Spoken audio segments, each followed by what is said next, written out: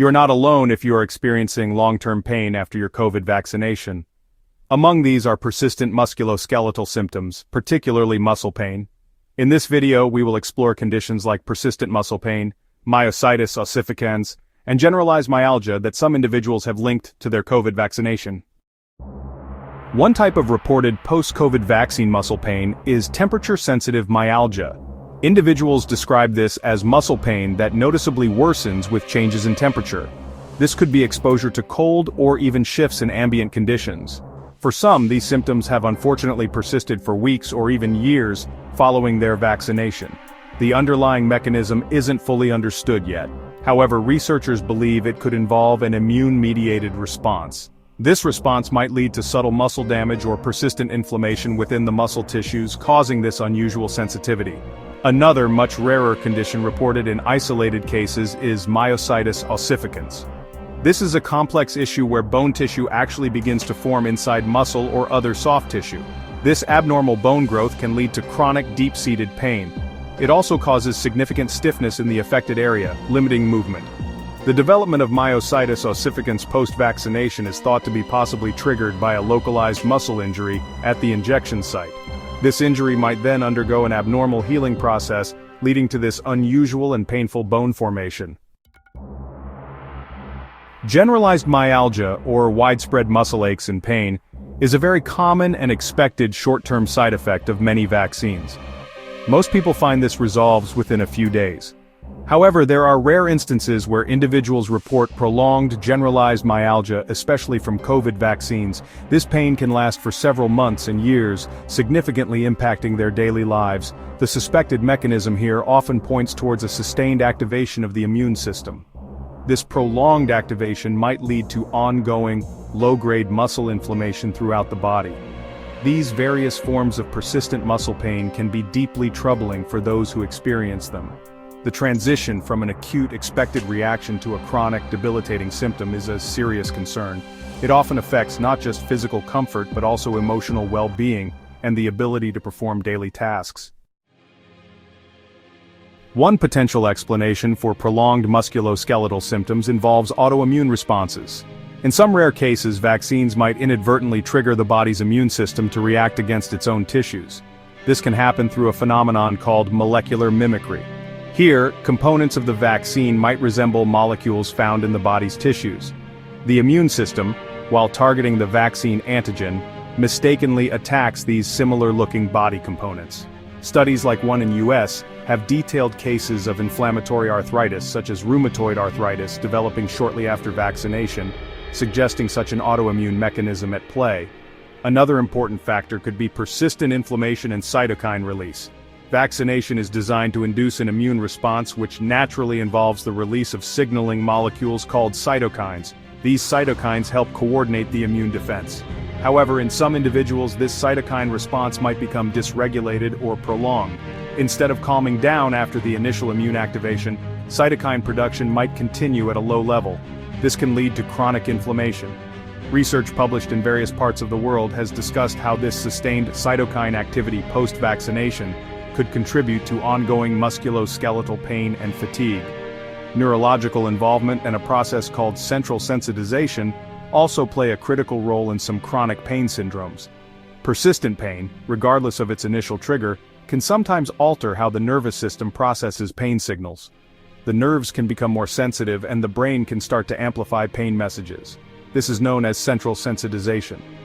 Conditions like complex regional pain syndrome, CRPS, characterized by severe chronic pain, swelling, and changes in the skin, have been reported in rare instances post-vaccination. An article described such a case, highlighting how central sensitization contributes to these prolonged and often perplexing pain syndromes. Finally, we must consider other contributing factors. The immune response to vaccination could, in some individuals, reactivate latent or dormant viruses. For example, viruses like Epstein-Barr virus, EBV, which can lie dormant in the body for years, have been associated with chronic fatigue and musculoskeletal pain when reactivated. While direct evidence linking EBV reactivation specifically to post-vaccination muscle pain is still being gathered, it's a phenomenon observed in some long COVID cases. Furthermore, An individual's genetic predisposition, such as having a hypermobility disorder, might increase their susceptibility to developing prolonged symptoms, an area where more research is needed. Emerging data provides some context for these patient experiences, though more research is certainly needed. For instance, a survey-based study conducted in Oman offered a glimpse into post-vaccination chronic back pain. This study found that approximately 36% of individuals who had received either the AstraZeneca or Pfizer vaccine reported experiencing chronic back pain.